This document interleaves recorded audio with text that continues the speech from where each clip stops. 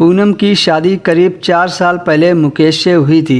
शादी के बाद मुकेश विदेश चला गया था, जिसके बाद पूनम अपने ससुराल और मायके के बीच ही रह गई थी।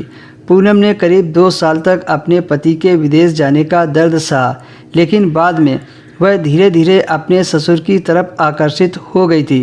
पूनम का ससुर करीब 45 साल के थे और शारीरिक रूप से मजबूत थे। एक रात करीब 11 बजे पूनम अपने कमरे में सोने जा रही थी। तभी अचानक पूनम की नज़र अपने ससुर के कमरे की ओर गई। पूनम के सास और ससुर रोमांस कर रहे थे। पूनम के ससुर सास से तेज़ी से प्यार कर रहे थे। पूनम वहीं पीछे छिपकर करीब आधा घंटा तक सास और ससुर का रोमांस देखती रही।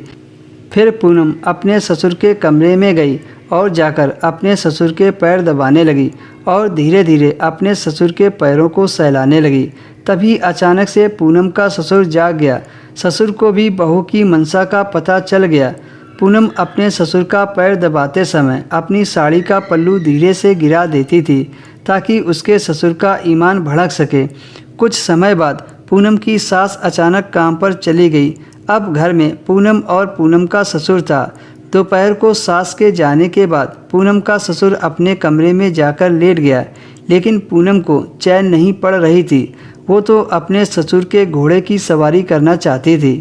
रात का खाना खाने के बाद पूनम के ससुर ने पूनम को गुड नाइट बोला और अपने कमरे में सोने के लिए चले गए। पूनम ने भी घर का सारा काम निपटाया और सोने की तैयारी करने लगी कि तभी उसे अचानक से याद आया कि ससुर जी ने रात की दवा नहीं खाई है। फिर पूनम ने ससुर की दवा ली और अपने ससुर के कमरे में चली गई।